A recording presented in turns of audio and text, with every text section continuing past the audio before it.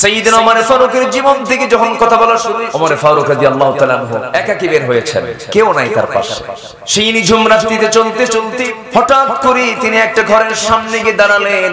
ঘরের সামনে গিয়ে দাঁড়িয়ে তিনি দুজন মহিলার কথোপকথন শুনতেছেন, কনভারসেশন শুনছেন। মা এবং বেটি তারা গল্প করছে। মা বলতেছে, আমার মেয়ে শোনো, আগামীকালকে বাজার করব, কি সেই বাজারের টাকাটা পর্যন্ত তেমন নাই।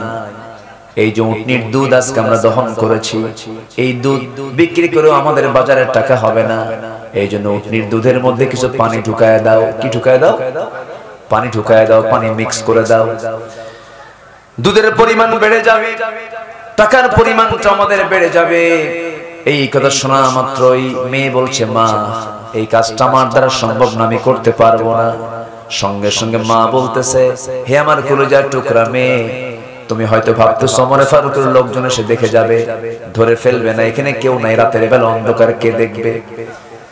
সঙ্গে সঙ্গে মেয়েটা বলে, মা রাষ্ট্র হয়তো দেখলো না, প্রশাসন হয়তো দেখলো না, কিন্তু মা তুমি আমি দিনের আলোতে যা করি, রাতের আধারে যা করি, যিনি সবচেয়ে বড় রাজ সাক্ষী সে আল্লাহ আমাদের দেখে ফেলতেছে, আমি তা করতে পারবো না। ওমর ফারুকের কানে কথাগুলো চলে যাচ্ছে, চোখের পানি মুছতে মুছতে বলছে, আল্লাহ আমার এই রাষ্ট্র সংরক্ষণের জন্য আমার দরকার শুধু না, আমার জনগণটাই যথেষ্ট। জোরে বলেন সুবহানাল্লাহ। দেশ শুধু ভালো হবে রাষ্ট্রপ্রধান দিয়ে নয়, দেশ ভালো করার জন্য দেশের জনগণ ভালো হওয়ার দরকার আছে না নাই? আসতে বলবেন না, আছে না নাই? একটু কান লাগাবেন।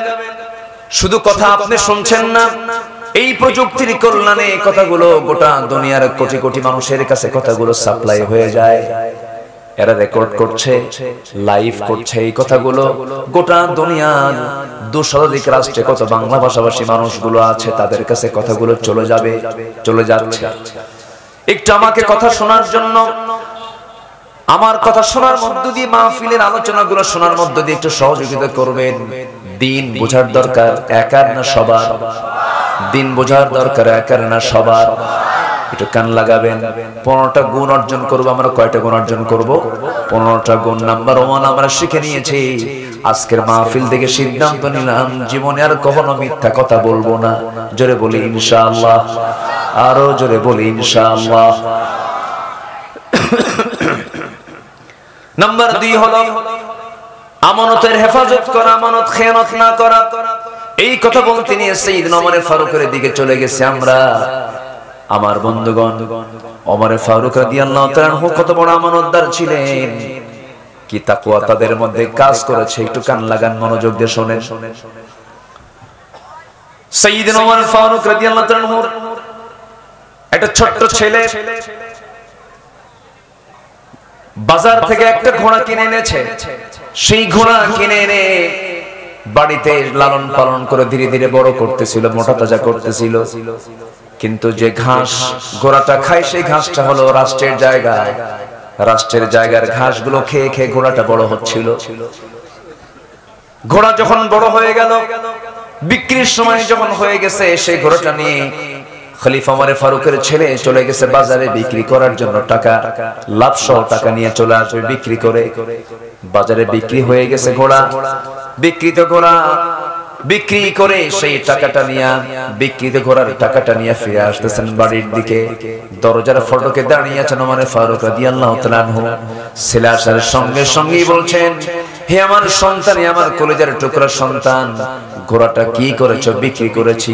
কিনছিলা কত দিয়া আর বিক্রি করলা কত দিয়া? এত টাকা দিয়ে কিনেছি, এত টাকা দিয়ে বিক্রি করেছে। এই কথা শোনার সঙ্গে সঙ্গে ওমর ফারুক বললেন, লাভ হয়েছে কত টাকা? এত টাকা লাভ হয়েছে। এই লভ্যাংশের টাকাটা দয়া করে রাষ্ট্রীয় কোষাগারে জমা দিয়ে দাও, কারণ ঘোড়া তোমার হতে পারে, কিন্তু ঘোড়া তার ঘাস খেয়েছে রাষ্ট্রের জায়গায়। সম্পূর্ণ লভ্যাংশ টাকাটা এই রাষ্ট্রের কোষাগারে জমা হয়ে যাবে। ইয়া আইয়ুহাল্লাযীনা আমানু সাল্লু আলাইহি ওয়া সাল্লিমু তাসলিমা।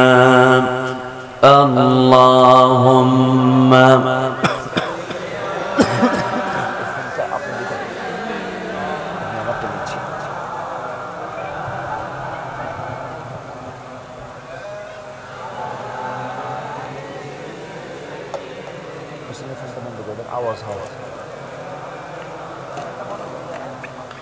একটু মোহাব্বত দিয়ে নবীর প্রেমে মাতোয়ারা হয়ে জবান খুলে আওয়াজ দিয়ে সবাই বলুন আল্লাহুম্মা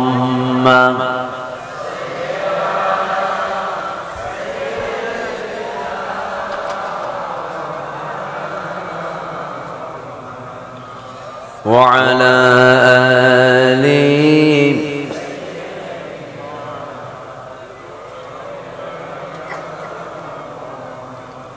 সবাই বলুন বালাগাল উলা বিকামালিহি কাশাফাত তুজা বিজামালিহি হাসনাত জামিউ খিসালিহি সাল্লু সূরাতে ইউসুফ বিদারি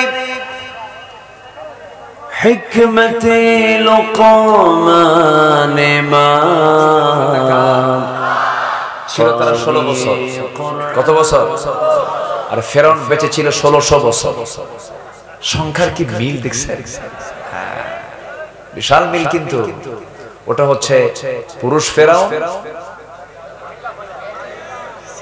মেল ফেরাউন আর ফিমেল ফেরাউন। সে চেয়েছিল, ফেরাউন চেয়েছিল হত্যার মধ্য দিয়ে ক্ষমতাকে পাকাপোক্ত করব। এরাও চেয়েছিল তাই।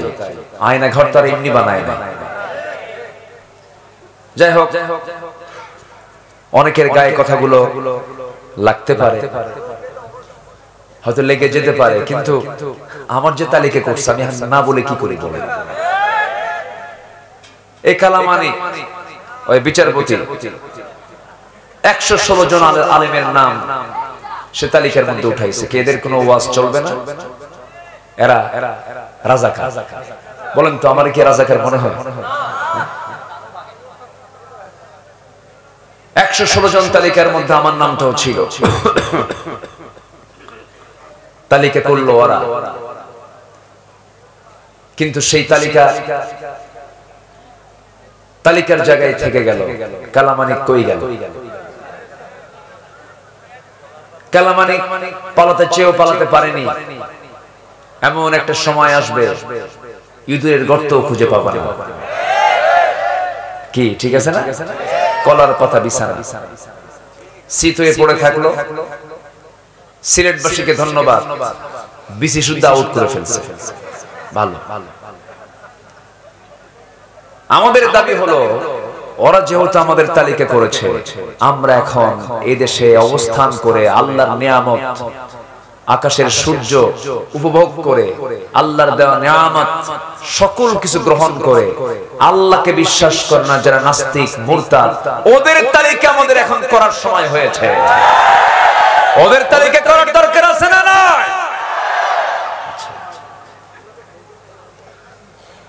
ইসলাম 3 অপরাধীকে ক্ষমা করেনি। একটা হচ্ছে কতলুন নফস, যারা হত্যাকারী, যারা খুনি, তাদের কোনো ক্ষমা, আস্তে কর, তাদের কোনো ক্ষমা। নাম্বার 2 আস-সাইয়্যিবুজ জানি, যারা জিনাকার, বুড়া জিনাকার। কি জিনাকার বলেন? মানে ছোট বয়সী না, বুড়া বয়সেও জিনা করা বাদ দেয় না। এরকম আকাইম্মা, বদমাইশ, কিছু বদমাইশ নেতৃত্ব, চরিত্রহীন নেতৃত্ব আমার দেশে ছিল কি ছিল না বলেন? জাহাঙ্গীরনগর ইউনিভার্সিটিকে কত বড় একটা কলঙ্ক লেপন করে দিয়েছে আরেক মানিক। তৎকালীন সে ছিল ছাত্রলীগের নেতা। সে 100টা মেয়ের জীবন নষ্ট করে, 100 মেয়ের সঙ্গে সে অবৈধ সম্পর্ক করে জেনা করে ধর্ষণ করে সেই ধর্ষণের সে সেঞ্চুরি উদযাপন করেছে মিষ্টি বিতরণের মধ্য দিয়ে ক্যাম্পাসে। তার শাস্তি কি হয়েছে? বিগত 16 বছর কেউ কিছু করেনি, কেউ কিছু বলেও নি, বরঞ্চ কি শাস্তি দিয়েছে জানেন? এই দুষ্ট ছেলে এগুলো করতে নেই, এটাই হলো তার ফয়সালা। এখন সব এগুলো মাথায় নেওয়া দরকার। আসতে বলবেন না, ঠিক কিনা? মাথায় নেওয়ার প্রয়োজন আছে না নাই? আমরা কলঙ্ককে দূর করতে চাই। একটু বসেন। তবে সকল অন্যায়কে প্রতিহত করার জন্য আগে নিজের জীবনের সৌন্দর্যের দরকার আছে না নাই? নিজের জীবনের চারিত্রিক সৌন্দর্যের প্রয়োজন সবার পরে না সবার আগে? সবার আগে। আসুন একটু আস্তে আস্তে আমাদের জীবনকে কেমন করে সুন্দর করা যায় সবার আগে পরামর্শ নেব সেই কিতাব থেকে, যে কিতাব আসমান থেকে নাজিল হয়েছে। তার নাম কি? আসতে বলবেন না, তার নাম কি? কোরআন। কোরআন আমাকে কি কি চরিত্র, কি চারিত্রিক সৌন্দর্য উপহার দেয়। আজকে আমার আলোচনার সাবজেক্টের মূল বিষয়টাই হচ্ছে এটা, কোরআনের আলোকে মুমিনের সৌন্দর্য, চরিত্রকে কেমনে সুন্দর করে গড়া যায় এই বিষয়ে আমি কিছু কথা বলতে চাচ্ছি। আমাকে সময় দিচ্ছেন তো নাকি? জোরে বলে ইনশাআল্লাহ। আজকের সমাজে আমার বাংলাদেশে কোনো কিছুর সংকট না থাকলেও আমার কাছে মনে হয় 1 নম্বর সংকট হলো চারিত্রিক সংকট, সৎ নেতৃত্বের সংকট। আছে না নাই? সম্মানিত ভাইরা, আসুন ধীরে ধীরে আমরা আলোচনার দিকে চলে যাই। কষ্ট হচ্ছে না তো? আচ্ছা। তো মুমিনের সৌন্দর্য মোটামুটি আজকে আমরা যদি 15টা পয়েন্টের উপরে কথা শুনি, আমাদের এই সৌন্দর্যগুলো, আমাদের কি কি চরিত্রগুলো আনা দরকার আমরা জানতে পারবো, এবং যদি মানতে পারি এই চারিত্রিক সৌন্দর্য অর্জনের মধ্য দিয়ে আমাদের জান্নাত নিশ্চিত করে দিবেন। তিনি আমার কে? আসতে বলবেন না, তিনি আমার কে? আল্লাহ। একটু কান লাগাবেন সবাই। কোরআন এমন একটা কিতাব, এটা এমন একটা গ্রন্থ, আপনি কোন দিক থেকে কোরআন থেকে জানবেন, কোন সাইড থেকে? সাহিত্য পাবেন, আইন পাবেন, ব্যবসা পাবেন, ব্যাংক পাবেন, বীমা পাবেন, রাষ্ট্র পাবেন, প্রশাসন পাবেন, কোথায় কি নাই সব বলে দিয়েছেন এই কিতাবের মধ্যে। তিনি কে? আল্লাহ তাআলা। আমার বন্ধুগণ, মুমিনের সৌন্দর্য কি হওয়া দরকার? মুমিনের চারিত্রিক সৌন্দর্যের 1 নম্বর দিক হলো আল্লাহ রাব্বুল আলামিন ইমানদারকে ডাক দিয়ে একটা সূরার মধ্যে বলছেন, সূরাতুল আহজাব ভার্স নাম্বার 70। আল্লাহ রাব্বুল আলামিন বলেন, ইয়া আইয়ুহাল্লাযীনা আমানু তাকুল্লাহা ওয়া কুলু قولا سديدا يصلح لكم أعمالكم ويغفر لكم ذنوبكم ومن يطع الله ورسوله فقد فاز فوزا عظيما جربون الله أكبر হে ইমানদারেরা তোমরা আল্লাহকে ভয় করো, তাকওয়ার নীতি অবলম্বন করো, তাকওয়া তোমরা অর্জন করো, কারণ এই তাকওয়া আল্লাহর সঙ্গে নৈকট্য হাসিলের একমাত্র মাধ্যম। আর তাকওয়াবান ব্যক্তি একমাত্র চারিত্রিক সৌন্দর্যের সকল দিক তার মধ্যে উপস্থিত থেকে যায়। তাকওয়ার গুণ অর্জন করার পরে আল্লাহ রাব্বুল আলামিন বান্দাকে ডাক দিয়ে বলছেন, এবং সাথে একটা আমল করো, সেটা হলো ওয়াকুলু কওলান সাদীদা। তোমরা যখন কথা বলতে যাবে, যখন তোমরা কারোর সঙ্গে বাক্যালাপ করতে যাবে, সেই সময় তোমরা স্ট্রেট ফরওয়ার্ড, সোজা কথা বলো। কি কথা বলো? সোজা কথা বলো, মিথ্যার আশ্রয় নিও না। মনে হয় দোয়া করে দিলে ভালো হয় নাকি? এই লোকগুলো ওঠা বসা করে কেন? বসেন। মাইকম্যান কোথায়? মাইকম্যান চতুর্থ আসমানে কেন? মাইক ছাড়া কোথায় যায় সে? সম্মানিত ভাইয়েরা, আওয়াজ এত স্লো করে দিয়ে গেছে কেন? আসতে বলে, শোনা যাচ্ছে? কম শোনা যায় না? সমস্যা না, আমি তো টের পাচ্ছি। কে আসছে? কই মাইকম্যান? কে? আচ্ছা ঠিক আছে, এখন কি শোনা যায়? একটু সুন্দর করে সবার কানে কানে দেন, এদিকে আমার কানটাও ঠিক করে দেন। আমি আর কি বলবো, আমি বলতে পারবো তখন যখন মাইক কভার করতে পারবে, তাই না? এই জন্য এটা সবচেয়ে মাধ্যম, গুরুত্বপূর্ণ মাধ্যম হচ্ছে মাইক। হার্ট অফ মাহফিল, মাহফিলের মূল হচ্ছে মাইক। সম্মানিত ভাইয়েরা, তাহলে আল্লাহ তাআলা বলছেন সত্য কথা বলো। আজকে মুসলমান কি, আমার দেশের মুসলমান যারা হাসা কয় না মিছা কয়? বলেন, হাসা না মিছা? সত্য বলে বেশি না মিথ্যা বলে বেশি? মিথ্যা বলে বেশি। এটা কি মুমিনের সৌন্দর্য, ইমানদারের সৌন্দর্য, মুসলমানের সৌন্দর্য? একজন মানুষের জীবনে কৌতুক করে মিথ্যা কথা কখনো বের হয় নাই। 63 বছর 9 ঘন্টা যার জীবন ছিল, আয়ুকাল ছিল, এই জীবনে 63 বছর 9 ঘন্টা তিনি বেঁচে ছিলেন। তার জীবনে তার মুখ থেকে অযাচিত, অপ্রয়োজনীয়, অপ্রাসঙ্গিক এবং চুল পরিমাণ কৌতুক করে মিথ্যা বলেছেন এমন রিপোর্ট তার জীবনে ছিল না। জোরে বলি সুবহানাল্লাহ। তিনি কেউ নন, তিনি হচ্ছেন লাকাদ কানা লাকুম ফি রাসূলিল্লাহি উসওয়াতুন হাসানাহ লিমান কানা ইয়ারজুল্লাহা ওয়াল ইয়াওমাল আখির ওয়া যাকারাল্লাহা কাসীরা। জোরে বলুন আল্লাহু আকবার। তিনি আমার নবী, আমাদের জন্য উসওয়া হাসানা জনাবে মুহাম্মদুর রাসূলুল্লাহ সাল্লাল্লাহু আলাইহি সাল্লাম।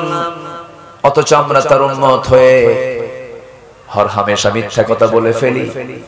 আল্লাহর ওলি হওয়ার জন্য, আল্লাহর নৈকট্য হাসিলের জন্য এটা সবচেয়ে বড় গুণ। আমি তো মনে করি যে সমস্ত লোকের জীবনে মিথ্যা কথা মুখ থেকে বের হয় না, তারা হচ্ছে জামানার শ্রেষ্ঠ বুজুর্গ মানুষ। যে মুখ দিয়ে মিথ্যা বের হবে না, সেই মুখের দোয়া কবুল করবেন কে? কে কবুল করবেন? আল্লাহ কবুল করবেন। মিথ্যার ধারে পাশে যাওয়া যাবে না।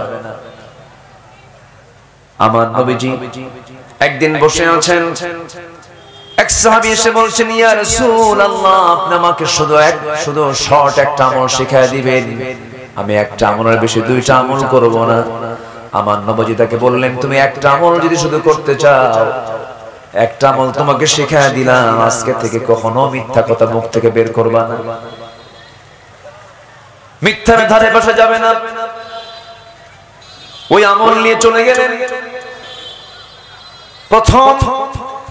প্রাথমিক পর্যায়ে থাকা ওই সাহাবীর মধ্যে বড় বড় তিনটা বড় দোষ ছিল: চুরি, জিনা এবং মদ।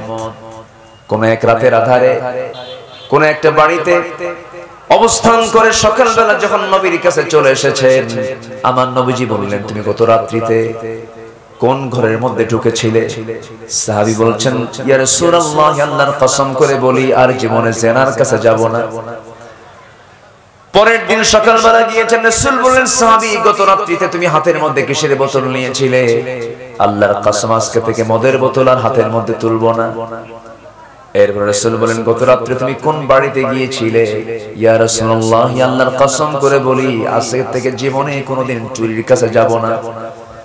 এরপর তিনি বলছেন, ওই সাহাবী বলছেন, ইয়া রাসূলুল্লাহ, আল্লাহর নামের কসম করে বলছি আপনি আসলেই সত্যি আল্লাহর নবী, আপনি আল্লাহর পয়গম্বর, কোনো সন্দেহ নাই। জীবনে আজকে থেকে ওয়াদা করলাম, জীবনে আর কোনোদিন মিথ্যা, জীবনে আর কোনোদিন মদ, জিনা, নারীর ধারে পাশে আমি আর যাব না। জোরে বলি সুবহানাল্লাহ।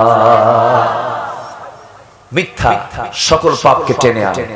16টা বছর এদেশের বিটিভি সহ যত চ্যানেল ছিল সবগুলো ছিল হলো মিথ্যা তথ্য দিয়ে ভরা। ঠিক কিনা বলেন?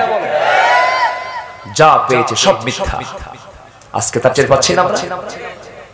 দেশ কত দূর আগায় নিয়ে গেছে তারা। 18 কোটি মানুষ যে দেশের নাগরিক, 11 লক্ষ কোটি টাকা দেশের ঋণ রেখেছে তারা। কি বলে 18 লক্ষ কোটি টাকা তারা দেশের ঋণ রেখে গেছে, এর মধ্যে 11 লক্ষ কোটি টাকা তারা নিজেরাই পাচার করে নিয়ে চলে গেছে। কয়েকটা ধরা পড়ছে অবশ্য, এর মধ্যে একজন বিশেষ খ্যাতিমান মানুষ সালমান এফ রহমান ওরফে বাবা দরবেশ, ঠিক কিনা বলে? মাথার চুলগুলো থেকে শুরু করে নিয়ে পা পর্যন্ত সব সাদা, মানুষটাও সাদা। এত সুন্দর চেহারার মানুষ, মনে হয় আসমান থেকে জিব্রাইল চলে আসছে, এত সুন্দর চেহারা। বাঁচার জন্য কত না কি করলো সবাই তো জানেন কম বেশি, কত চেষ্টা করলো, কত অভিনয় করলো, মাথার চুল কালো বানালো, দাড়িটা রাখলোই না, কেটেই ফেলি, পাঞ্জাবি খুইলা গেঞ্জি পরল, পায়জামা খুইলা লুঙ্গি পরল, নৌকায় চললো। নৌকায় চড়ার পর সেই নৌকার ভেড়ে না কোস্টগার্ড ধরে ফেললো বন্ধু আইনমন্ত্রীকে। আইনমন্ত্রী আর চুল কাটবে কেমনে, ওর চুলই তো নাই, দাড়ি কাটবে কেমনে, দাড়ি তো আগের থেকে রাখে না, উপায় তো নাই। আইনমন্ত্রীকে যখন ধরে নিয়ে যাচ্ছে তখন বলল, আসলাম দুজন, যাবো একা, এটা কেমন কথা? কি কথা কি বুঝতেছেন আপনারা? আসলাম সাথে দুইজন একসাথে আর যাবো একা, এটা কেমন হয়? তখন বলে, ঘটনা কি? আরেকজন আছে তো, ওই যে বসে আছে। কে ওটা? ভালো করে দেখো, চিনবা, ভালো করে দেখো। কেন চিনতেছি না তো, মাথার চুল কালো, মুখের দাড়ি নাই, লোকটা কে চেনা যায় না তো, ভালো করে দেখো। ওটাই দরবেশ। ধরে নিয়ে আসা হলো। এখান থেকে একটা শিক্ষা আছে, জালিম জালিমকেও ছাড় দেয় না, কিন্তু ইমানদার ইমানদারের জীবন রক্ষার জন্য জীবন পর্যন্ত দিতে প্রস্তুত নিয়ে নেয়, ঠিক কিনা? চিন্তা করেন, গোটা দেশের সমস্ত নেতৃবৃন্দ থুইয়া হেলিকপ্টারে চড়ে মারছে, দূর পালাইছে। ইমানদারের চরিত্র এগুলো নয়। আমার নবীজি বদরের প্রান্তরে, উহুদের প্রান্তরে সকল সাহাবে কেরামকে নিয়ে যখন চলে গেছেন, তিনি সবার পিছনে না তিনি সবার আগে? সবার পেছনে না সবার আগে? সবার আগে। এটাই ইমানদারের চরিত্র হওয়া উচিত ছিল। আমার বন্ধুগণ, মিথ্যার কাছে যাওয়া যাবে না। মিথ্যা ধরলাম তো আমি হেরে গেলাম। সত্যের সঙ্গে সর্বক্ষণ থাকতে হবে, মিথ্যার আশ্রয় নেওয়া যাবে না, মিথ্যা অপকৌশল করা যাবে না। মিথ্যার ফলাফল হলো জাহান্নাম, সত্যের ফলাফল হলো জান্নাত। আল্লাহ রাব্বুল আলামিন আরেক জায়গায় বলছেন, ওয়াকুলু লিন্নাসি হুসনা। যখন তোমরা মানুষের সঙ্গে কথা বলবে, মিষ্টি করে সুন্দর করে কথা বলো, মিথ্যামূলক কোনো কথা বলতে যেও না। এক নাম্বার বিষয় আমরা জানলাম, মোটামুটি 15টা চারিত্রিক সৌন্দর্য যদি কোনো বান্দার মধ্যে চলে আসে, কোরআন যেগুলো শিক্ষা নিতে বলেছে, এই গুণ যদি বান্দার মধ্যে নিয়ে আসে, আল্লাহ রাব্বুল আলামিন বলছেন ওই বান্দার জান্নাতে যেতে কোনো কষ্ট হবে না। আল্লাহু আকবার বলেন। নাম্বার 2 হলো আমানত রক্ষা করা। আমানত কি করা? খাবারগুলো পরিবেশন করা হয়েছে, এর মধ্যে খেজুর কিছু ছিল, সেই খেজুরগুলো যখন খেতে নিয়েছেন বুড়ি মহিলা, খেজুরের কামড় দেওয়া মাত্রই দেখেন খেজুরের মধ্যে বিচি। অনুমান করলেন, বুঝতে পেরেছে আমার আসল খাদেমার দুনিয়াতে নাই। মানে আবু বকর সিদ্দিক রাদিয়াল্লাহু আনহু যখন ওই বুড়ি মহিলার সামনে যখন খেজুরগুলো দিয়ে দিতেন, খেজুরের বিচিগুলো ফেলে দিয়া খেজুরগুলো শুধু বিচি মুক্ত রেখে তার সামনে রেখে দিতেন, যেন বুড়ি মহিলার খেতে কোনো কষ্ট না হয়। সুবহানাল্লাহ বলবেন না? জোরে বলি সুবহানাল্লাহ। আমার বন্ধুগণ, সেই যুগের মানুষগুলো আবার কেমন ছিল?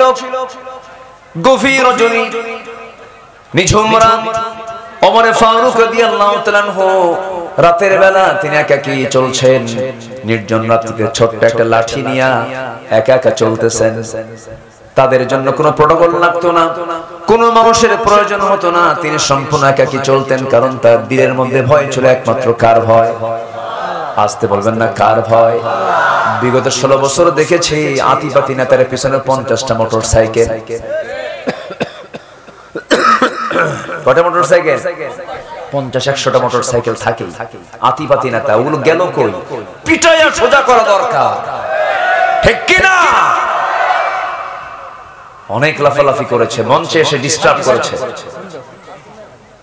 মঞ্চে এসে ডিস্টার্ব করেছে, আমাদেরকে কথা বলতে দেয়নি। মঞ্চ ওঠার আগে আমাদেরকে ওয়াজ শোনায় দিতে, হুজুর আকাশের ওয়াজ করবেন আর কবরের ওয়াজ করবেন, দুনিয়াটা আমরা দেখে নেব। এগুলো করে করে বহু জুলুম অত্যাচার করেছে। পোস্টারের নাম নাই, মাহফিল বন্ধ হয়ে যাবে, কত কি তারা করেছে। সম্মানিত ভাইয়েরা, সম্মানিত বন্ধুগণ, সকল জুলুমের বিচার করার দায়িত্ব একমাত্র কার? আসতে বলবেন না, কার? সেই বিচারও করেছেন তিনি কে? আল্লাহ তাআলা। ওমর ফারুক রাদিয়াল্লাহু তাআলা আনহু একাকী বের হয়েছেন, কেউ নাই তার পাশে।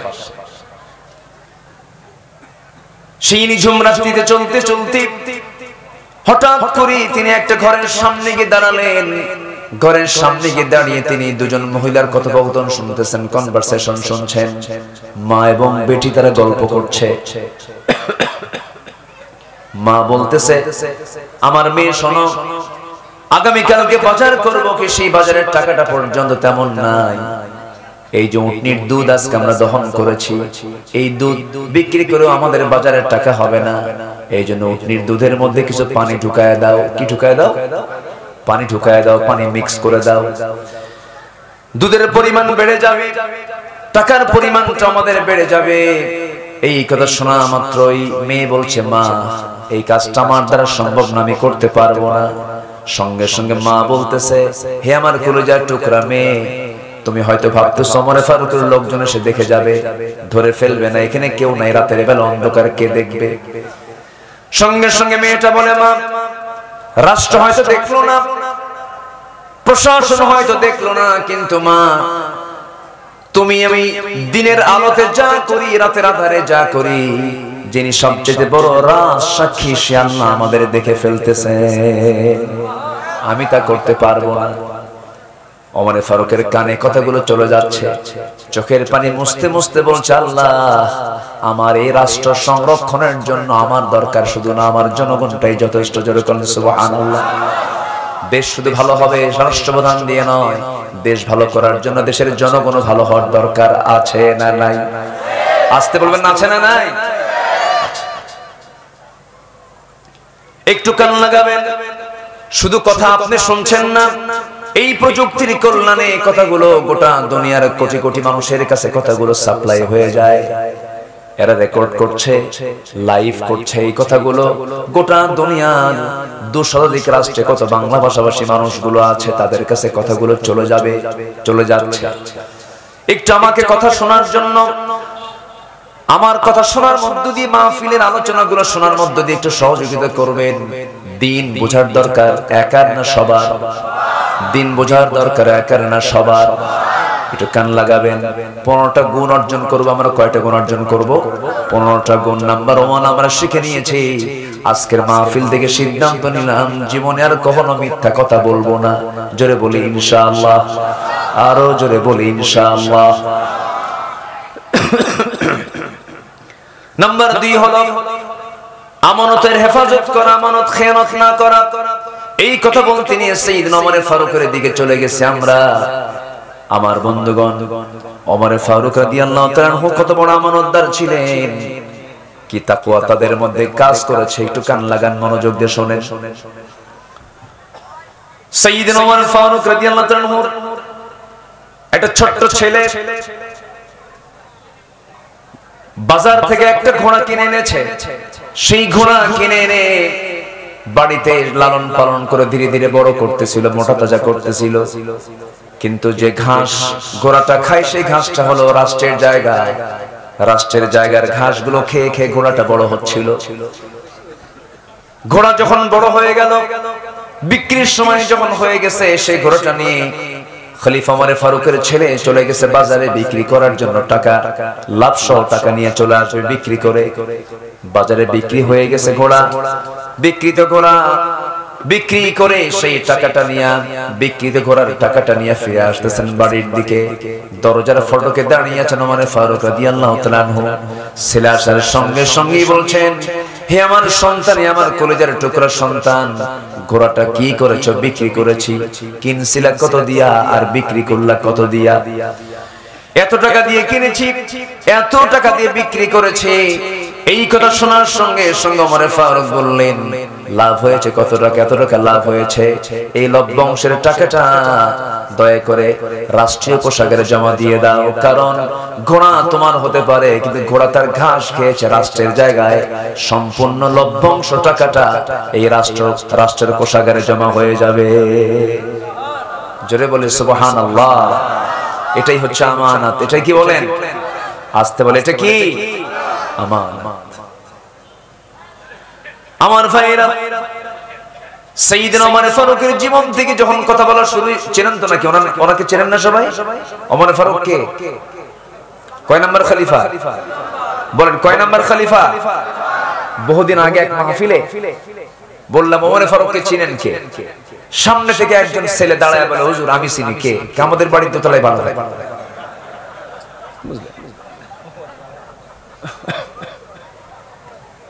বসে কষ্ট দিচ্ছি মনে হয় আপনাদের নাকি?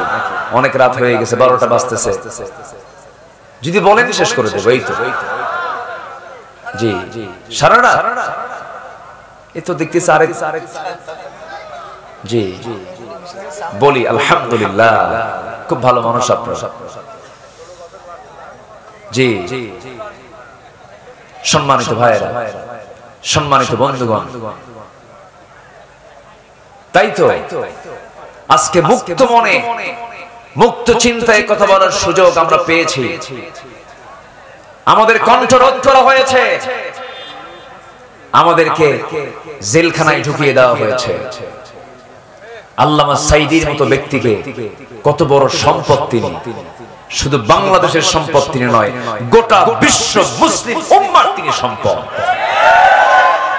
সেই লোকটাকে তিলে তিলে পুড়ে পুড়ে জেলখানায় রেখে সর্বশেষ তাকে পয়জনিং করে বিষ প্রয়োগ করে হত্যা করলো।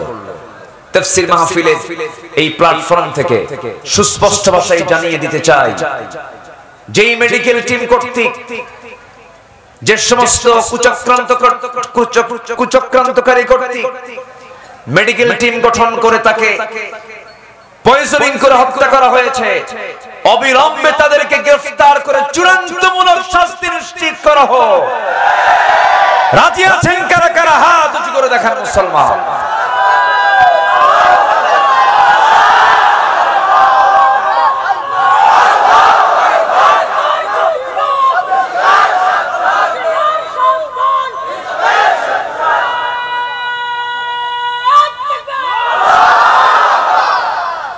সম্মানিত ভাইয়েরা, সম্মানিত বন্ধুগণ, আলেমের রক্ত, শহীদের রক্ত, ইমানদারের রক্ত এই জমিনে যখন পড়েছে, এই জমিনে আল্লাহর দিন কায়েম হয়ে যাবে যাবে যাবে ইনশাআল্লাহ।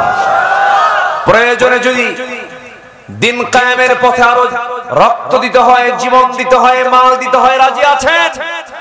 রাজি আছেন কারা কারা? হাত উঁচু করে দেখান মুসলমান। কেউ তো স্লোগান দেন না, কেউ তো স্লোগান দেন না। দেন স্লোগান দেন।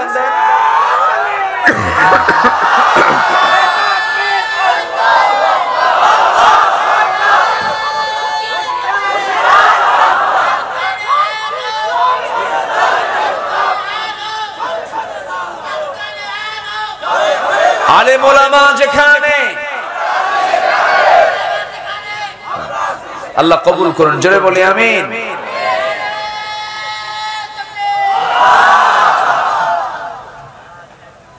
জি হ্যাঁ, খুব ভালো, আলহামদুলিল্লাহ। এই দেশ থেকে ইসলামকে নির্মূল করতে চায়, 5 আগস্টের মাত্র 4 থেকে 5 দিন আগে এই দেশে এতগুলো দল থাকতে একটা দল নিষিদ্ধ হয়েছে, শুধু একটা দল নিষিদ্ধ করেছিল, ওরা একটা দলকে বেশি ভয় পেয়েছিল। সম্মানিত ভাইয়েরা, তারা নির্দিষ্ট একটা দলকে নিষিদ্ধ করতে চায় না, তারা চেয়েছিল ইসলামকে নিষিদ্ধ করতে। ইসলাম নিষিদ্ধ করতে গিয়ে তারা নিষিদ্ধ হয়ে গেছে, ঠিক কি না? আরো ইসলামী দল আমার দেশে আছে না নাই? সেগুলো কি নিষিদ্ধ হয়েছে? হ্যাঁ, বুঝতে হবে, কিন্তু অঙ্ক কষতে হবে। অঙ্ক কষে বুঝতে হবে যে কোনটা তেলবাজ, কারা তেল মারে, কারা সুবিধাবাদী। বিগত 16 বছর বিগত সরকারের যারা তোষামোদী করেছে, তেল মেরেছে, তারাই সবচাইতে বড় মুনাফিক, মুনাফিক, মুনাফিক। তারা এখনো আছে না নাই? আসতে বলবেন না, আছে না নাই? সোরের মুখে বড় গলা আছে কিনা? আছে, বহু চাপা মারে ওরা। কিন্তু খেয়াল রাখতে হবে, সুযোগ সন্ধানী কখনো ইমানদারের বন্ধু হতে পারে না। সাইয়েদনা ওমর ফারুক রাদিয়াল্লাহু তাআলা আনহু কি শাসক ছিলেন, ঘুম হতো না তার। এশার নামাজ তিনি পড়তেন না পড়াতেন?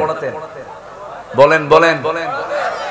ইসলামের খলিফারা কি নামাজ পড়েছেন না পড়িয়েছেন? হ্যাঁ। রাষ্ট্রপতি পড়বে না পড়াবে? বলেন, পড়বে না পড়াবে? মোষ থাকবে না দাড়ি থাকবে? চপ্পু চপ্পু।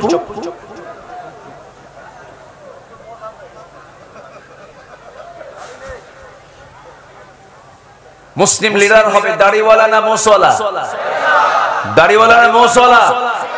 আর এখন নেতা হওয়ার জন্য কি লাগে?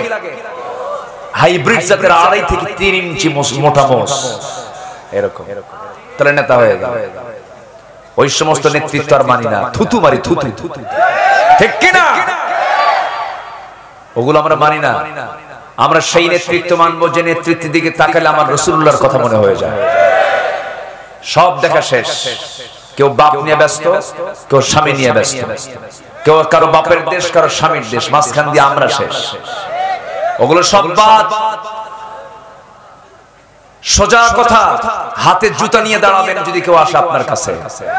যদি ইসলাম নিয়ে কথা বলে, ইসলামের পক্ষে কথা বলে, ধন্যবাদ জানাবেন, বুকের সঙ্গে বুক লাগায় নেবেন। ইসলামের দাওয়াত ছাড়া, ইসলামের দল ছাড়া অন্য কোনো কথা বললে থুতু মারবেন আর জুতা মারবেন। 71 থেকে 2024 সাল ধোঁকা খাইছি, ধোঁকা। ধোঁকার উপরেই জাতি চলছে। আমরা দেশটা গড়ব কোন দিন? সেই মাহাথির, মুহাম্মদ মাহাথির মালয়েশিয়াকে কোথায় নিয়ে চলে গেছেন? 81 তে ক্ষমতায় এসেছেন তিনি। সেই মালয়েশিয়া আজকে কোথায়? আর আমার বাংলাদেশ আজকে কোথায়? সম্মানিত ভাইয়েরা, দেশ গড়ার জন্য নিজের চরিত্র আগে সুন্দর করে গড়ার দরকার আছে না নাই? আসতে বলবেন না, আছে না নাই? এই দেশের জাতীয় চরিত্র হলো সত্য কথা বলা না মিথ্যা কথা বলা? বলেন বলেন বলেন। মিথ্যা কথা, মিথ্যা কথা।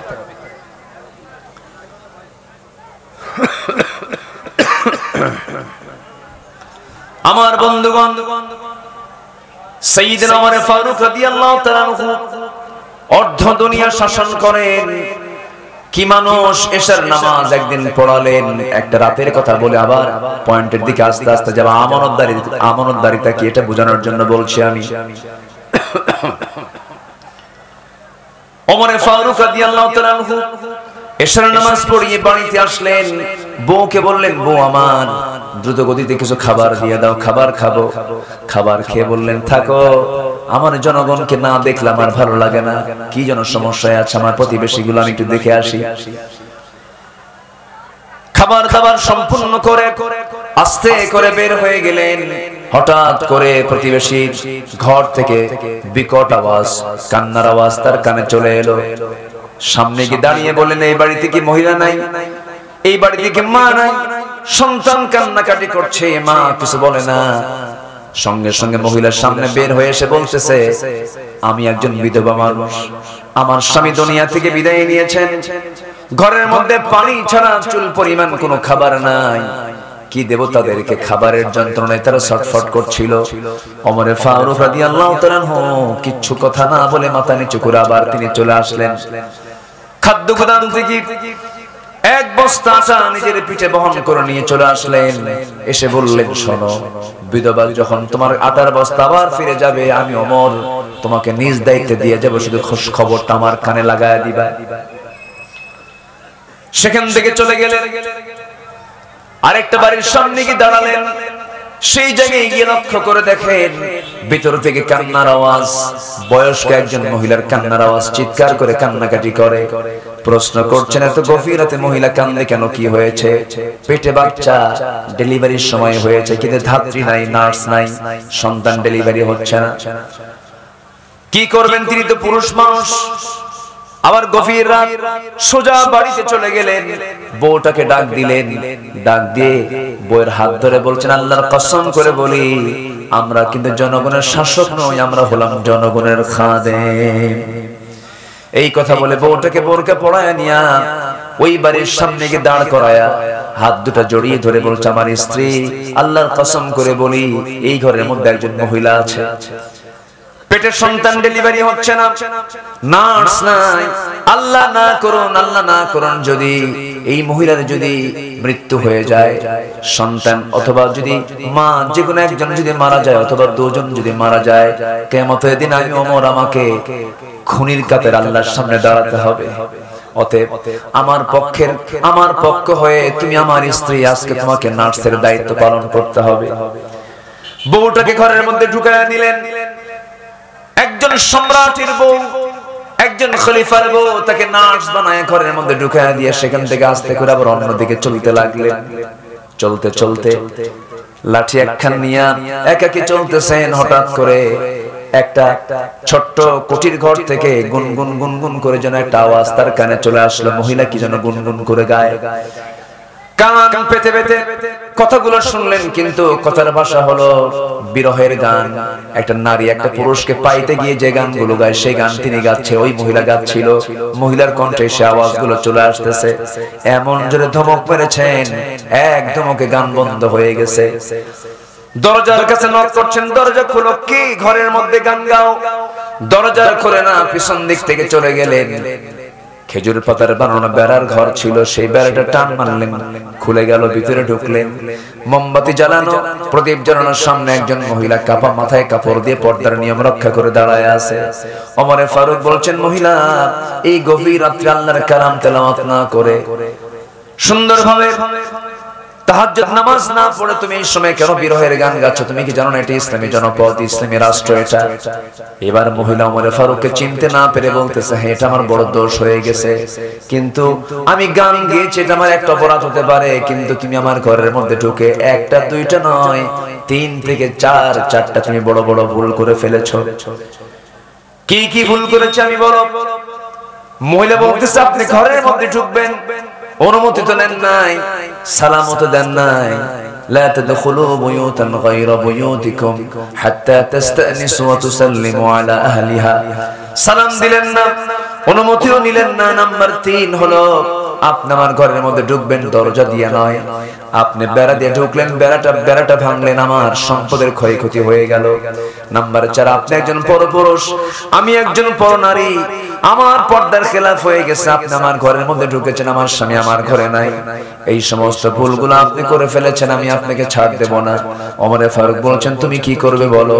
আগামীকাল সূর্য উদয় হওয়ার সঙ্গে সঙ্গে আমি তোমার বিরুদ্ধে ওমরের আদালতে গিয়ে মানহানির মামলা দায়ের করব।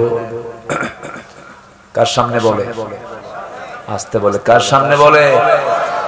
সাইয়েদনা ওমর ফারুকের সামনে এই কথাটা বলে ফেলতেছেন। ওমর ফারুক তো মুস্কি মুস্কি হাসি মারে। এবার তিনি বলছেন, শোনো, যে ওমরের আদালতে তুমি যাবি, আমার তো মনে হয় ওমর মানুষটা খুব একটা ভালো না, নিজেকে নিজে ভালো বলা যায় নাকি বলেন? বলে ফেলেছেন। এবার মহিলা খেপে গিয়ে বলে, দোষ তো তোমার আরেকটা যোগ হলো, গোটা পৃথিবীর ভিতরে যে ওমরের নামটা সবার ঊর্ধ্বে, যিনি হচ্ছেন অর্ধ দুনিয়ার একমাত্র ন্যায়বান শাসনকর্তা ওমরে ফারুক, তার বিরুদ্ধে তুমি কথা বলো, দোষ আরেকটা যোগ হলো, আমি তোমাকে ছাড় দেব না। ওমরে ফারুক বলছেন, ঠিক আছে, আমি দোষ করেছি, আমি ভুল করেছি, তুমি যে দোষটা করেছো, তুমি গান গুনগুন করে গাচ্ছ কেন, এর কারণটা কি? এবার মহিলা বলতেছে, গান গাওয়ার কারণ হলো, আজ থেকে 4 মাস আগে আমার স্বামীর সঙ্গে আমার বিয়ে হয়ে যায়। বিয়ে হওয়ার পরে মাত্র 3 থেকে 4 রাত আমি তাকে কাছে পেয়েছিলাম। আমাদের দাম্পত্যময় জীবনটা খুব আনন্দময়, খুব সুন্দর মুহূর্ত কাটছিল। এমন সময় ওমর ফারুকের লোকজন চলে এলো সীমান্ত প্রহরায় নিয়োগ দেওয়ার জন্য। আমার স্বামীকে নিয়ে চলে গেল। আজকে 4 মাস গত হতে চলে। আমার স্বামী কোথায় আছে, কি অবস্থায় আছে, আমার কানে পর্যন্ত কেউ সংবাদ দেয় নাই। হঠাৎ করে গভীর রাত, ঘুমটা ভেঙে গেছে। স্বামীর প্রতি প্রেম নিবেদন চলে আসছে, প্রেমটা জেগে উঠছে। সে আমার বৈধ স্বামী, লিগ্যাল স্বামীকে কাছে পাওয়ার জন্য আমি গভীর রাত্রিতে গুনগুন করে বিরহের গান গাচ্ছিলাম। ওমর ফারুক মনে মনে চিন্তা করছেন, দোষ তো আরেকটা যোগ হলো। আল্লাহু আকবার বলবেন না?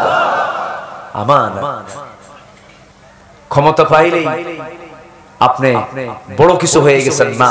যার যত বড় দায়িত্ব তার তত বড় জবাবদিহিতা। কার আদালতে? আল্লাহর আদালতে। শুনবেন কথা, শুনবেন? আগ্রহ আছে? কিন্তু পড়ন্ত বেলায় আমাকে তুলে দিয়েছেন। সবার মধ্যে ক্লান্তির ভাব, কেউ কেউ এরকমও করতেছে, দেখতেছি তো। সম্মানিত ভাইয়েরা, খুব ভালো মানুষ আপনারা, আলহামদুলিল্লাহ। আলহামদুলিল্লাহ বলেন। এশার নামাজ হয়েছে তো? এশার নামাজ হয়েছে। ফজর হবে? ফজর হবে তো ইনশাআল্লাহ? জি, আল্লাহ কবুল করুন। জোরে বলি আমিন। আচ্ছা আচ্ছা, তাহলে 15টা গুণ আমরা আজকে শিখে যাব নিজের জীবনের চরিত্রকে সুন্দর করার জন্য, আচার আচরণের শৃঙ্খলা ফিরিয়ে আনার জন্য। কোরআন শিক্ষা দিয়েছে। কি শিক্ষা দিয়েছে? কোরআন। 1 নম্বর হচ্ছে সঠিক কথা বলো, নাম্বার 2 হচ্ছে আমানত রক্ষা করো। আল্লাহ রাব্বুল আলামিন বলেন, ইন্নাল্লাহা ইয়া'মুরুকুম আন তু'আদ্দুল আমানাতি ইলা আহলিহা ওয়া ইযা হাকামতুম বাইনান নাসি আন তাহকুমু বিল আদল ইন্নাল্লাহা নি'মা ইয়া'ইযুকুম বিহি ইন্নাল্লাহা কানা সামিআন বাসীরা।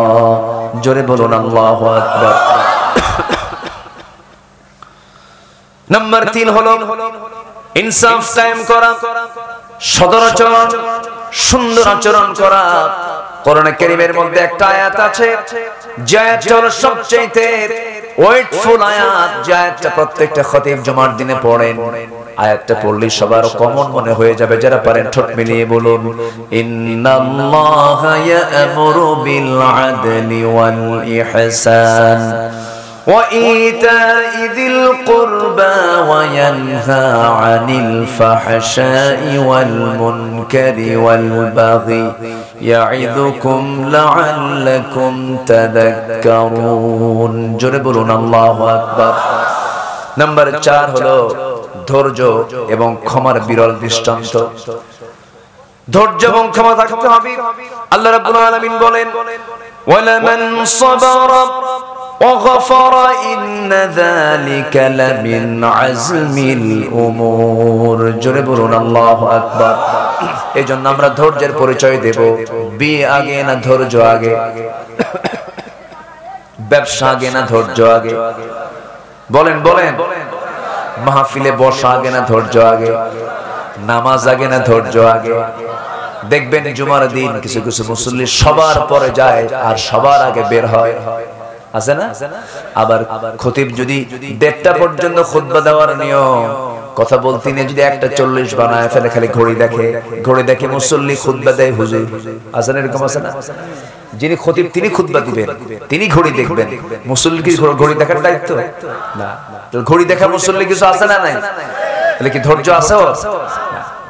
মাঝে মাঝে আবার খতিবকে হুমকিও মারে, হুজুর আমাদের কি সময়ের দাম নাই? এরকম করে কথা বলে, আছে কি না? আছে। সম্মানিত ভাইয়েরা, ধৈর্যের পরিচয় আগে দিতে হবে। ধৈর্য ছাড়া কোনো কিছুই হবে না। বিয়ের এই দাম্পত্যময় জীবনে চরম ধৈর্যের পরিচয় দিতে হয়। প্রায় আমাদের ফোনে ফোন আসে তালাক সংক্রান্ত, প্রায় ম্যাক্সিমাম টাইম এই ফোনটা আসে। সেই তালাক দিতে হবে কাছাকাছি থেকে কথা বলে, স্টেপ বাই স্টেপ। কোরআন যেভাবে তালাক দিতে বলেছে 3 তুহুরে তালাক দিতে হবে। তা না করে আছে মালয়েশিয়া, আছে বউ আছে কুষ্টিয়া, হ্যাঁ বেশ দিয়া ওখান থেকে ফোনে ফোনে ভিডিও কলে কথা বলতে বলতে কি যেন নিয়ে গন্ডগোল লাগছে, একসঙ্গে রাগের ঠেলায় বলে দিছে, যা তোরে 100 তালাক দিয়ে দিলাম। এত শক্তি লাগতেছে কেন? 100 তালাক দিয়ে দিলাম। তালাক দিয়া আমাদের ফোন দিয়ে বলে, হুজুর কাম তো সারছে, কি বউরে তালাক দিছি, কেমন করে হুজুর 100 তালাক দিছি। তালাক কি 100 আছে? 100 তালাক আত-তালাকু মাররাতান। এরকম হচ্ছে, কেবলই মোবাইল করলে, এই যে কেবলই মোবাইল করছে ঢাকা থেকে একজন সমস্যা করছে, প্রায় অবস্থা হচ্ছে। এই কথাটা বলা দরকার, এই কথাটা যাওয়া দরকার, এটা ঘন ঘন যাওয়া দরকার। অসংখ্য পরিবার আছে যারা স্বামী স্ত্রীর পরিচয় দিয়ে সংসার করছে, কিন্তু এই সমস্ত তালাকের কারণে জিনা হচ্ছে, ঠিক কি না? বাস্তব ফ্যান অফ করো। হ্যাঁ, সম্মানিত ভাই, এরপরে তালাক দিয়া পরে আমাদের ফোন দিয়ে বলে, হুজুর কাম তো সারছে, এই করছে। কি বলছেন হুজুর? 100 তালাক দিছি, সাথে শাশুড়িও তালাক দিছি। শাশুড়ি তালাক হয়, শাশুড়ি তালাক তো হয় কেন? কে শাশুড়ির উপর রাগটা আরো বেশি দিল। শেষ পর্যন্ত বলে ফেললো, হুজুর ভুল তো করেই ফেলছি, এখন কি করা যায়? এটাকে নেওয়ার কি কোনো সুযোগ আছে? এই সমস্ত কথাগুলো আমাদেরকে বলে, মানে অকাম করবে ওরা, ফয়সালা দেব আমরা। বুঝেন না? এগুলো করা ঠিক না, এগুলো হারাম। এগুলো কি বলেন তো? হারাম। আল্লাহ তুমি বিকৃত পন্থা থেকে জাতিকে হেফাজত করো, জোরে বলি আল্লাহুম্মা আমিন। ধৈর্য থাকতে হবে, ক্ষমা থাকতে হবে। স্বামী স্ত্রীর মধ্যে কোনো দ্বন্দ্ব লেগেছে, এর মধ্যে সবচেয়ে বেশি ধৈর্যের পরিচয় দেবে কে? স্বামী না স্ত্রী? সব চুপ করে আছে, হুজুর কিচ্ছু কম না, কারণ পাশে বউ বসে শুনতেছে।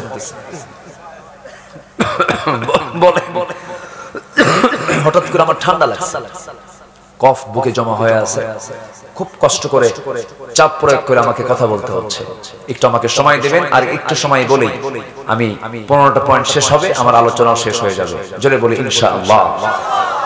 এখন ধৈর্যের পরিচয় দিবে বেশি কে? স্ত্রী না স্বামী? স্বামী। স্ত্রী যে দেবে না তা না, অবশ্যই দিতে হবে, কিন্তু আল্লাহ তাআলা স্ত্রীদের ধৈর্য দিয়েছেন এক জায়গায়, আর আপনার ধৈর্য দিয়েছেন আরেক জায়গায়। যেরকম সন্তান কোলে নিয়ে থাকা, সন্তান লালন পালন করা, এটাতে এগিয়ে কে? স্বামী না স্ত্রী? বাবা না মা? মা আগায় আছে, আপনি পারবেন না। 1.5 বছরের সন্তানকে যদি আপনার কোলে উঠায় দিয়া, অথবা 1.5 মাসের সন্তান আপনার কোলে উঠায় দিয়া বলে, তুমি 2 দিন একটু দেখো, 2 দিন কেন, 2 ঘন্টার পরে সন্তান আছাড় মারা শেষ। এটার নাম হলো পুরুষ। এটার নাম কি বলেন? পুরুষ। পুরুষ পারবেন। এই ধৈর্য আল্লাহ তাআলা কাকে দিয়েছেন? নারীকে দিয়েছেন। আমার ভাইয়েরা, কিন্তু নেতৃত্ব দেওয়ার ক্ষেত্রে, পরিচালনার ক্ষেত্রে, সকল ক্ষেত্রে আল্লাহ রাব্বুল আলামিন ধৈর্যের পরিচয় পুরুষকে দিতে বলেছেন। আমার নবীর 4 আপনি মূলত এই 4 জনের মধ্যে আপনি কাকে সবচাইতে বেশি ভালোবাসেন? রাসূল মুস্কি হাসি মেরে মনে মনে চিন্তা করেন, কার নাম বলে আমি কার কি করব, কেমনে বলি, জবাবটা কেমনে দেই? জবাব দিলেন না, শুধু বললেন, যাও, যে প্রশ্ন তোমরা আমাকে করেছো এটার জবাব দেওয়ার জন্য একটু সময় লাগবে আমার, আমি আগামীকালকে সকালে বলবো, যাও। পাঠায় দিয়েছেন। পাঠায় দিয়া রাতের বেলা করলেন কি, 2টা করে খেজুর প্যাকেট করে প্রথমে আম্মা জান আয়েশার ঘরে গিয়ে বলছেন, আয়েশা আমি তোমাকে দারুণ লাইক করি, আহিব্বুক, আই লাভ ইউ। কি বউকে বলা জায়েজ আছে না নাই? আসতে বলে, আছে না নাই? পরের বউ না নিজের বউ? হ্যাঁ, এটা যেন মনে থাকে। আমার নবীজি বলছেন, আয়েশা আমি তোমাকে দারুণ ভালোবাসি, যে 2টা খেজুর তোমাকে ভালোবাসে দিয়ে গেলাম, এই কথা যেন অন্য কোন স্ত্রী কানে না যায়। 2য় ঘরে গিয়ে তাই বললেন, 3য় ঘরে গিয়ে তাই বললেন, 4র্থ ঘরে গিয়ে বললেন একই কথা, খেজুর 2টা করে দিয়ে আসলেন। পরের দিন সকালবেলা 4 জন স্ত্রী বুক ভরা আশা নিয়ে মনে মনে ভাবতেছে, হুজুর তো আজকে আমার কথা বলবেন। ঘরের মধ্যে আমার নবীজি 4 স্ত্রীকে নিয়ে বসলেন। এবার বলতেছে হুজুর আপনি বলবেন আজকে আমাদেরকে আপনি কাকে সবচেয়ে বেশি ভালোবাসেন? রাসূল বলছেন আমি তাকে সবচেয়ে বেশি ভালোবাসি যাকে গত রাত্রিতে লুকায় লুকায় 2টা খেজুর দিয়ে আসছি। সুবহানাল্লাহ। কি কথা বোঝা গেল? এটার নাম হচ্ছে ব্যালেন্স, ধৈর্য, ইনসাফ। আল্লাহু আকবার বলেন। আমার বন্ধুগণ, নাম্বার 5 হলো, মনে আছে কি? মনে আছে আপনাদের? নাম্বার 1 হলো সত্য কথা বলা, নাম্বার 2 হলো আমানত রক্ষা করা, নাম্বার 3 হলো ইনসাফ কায়েম করা, নাম্বার 4 হলো ধৈর্য ক্ষমার দৃষ্টান্ত উপস্থাপন করা, নাম্বার 5 হলো আল্লাহর ভয়ে কাঁদতে কাঁদতে সিজদায় লুটিয়ে পড়া। আল্লাহর জন্য কাঁদতে হবে। এই পৃথিবীতে আল্লাহ ছাড়া যে অন্যের কাছে কাঁদে সে লস। সে কি লস? বউয়ের জন্য কাঁদবেন লস, মেয়ের জন্য কাঁদবেন লস, ছেলের জন্য কাঁদবেন লস, সম্পদের জন্য কাঁদবেন লস, দুনিয়ার যার জন্য আপনি কান্নাকাটি করবেন সব লস প্রজেক্ট। কিন্তু একটা কান্নায় উপকার আসবে, যে আল্লাহর ভয়ে কাঁদবে, লুটিয়ে পড়বে, সিজদায় পড়বে। ওই এক ফোঁটা চোখের পানি যদি আল্লাহর দরবারে মঞ্জুর হয়ে যায়, 7টা জাহান্নাম নিভে দিয়ে আল্লাহ রাব্বুল আলামিন তাকে জান্নাত দিয়ে দিবেন। আল্লাহ রাব্বুল আলামিন বলেন ওয়াল্লাযীনা ইয়াবিতুনা লিরাব্বিহিম সুজদান ওয়া কিয়ামা ওয়াল্লাযীনা ইয়াকুলুনা রাব্বানা সরিফ আন্না আযাব জাহান্নাম ইন্না আযাবাহা কানা গরামান ইন্নাহা সাআত মুস্তাকাররান ওয়া মুকামা।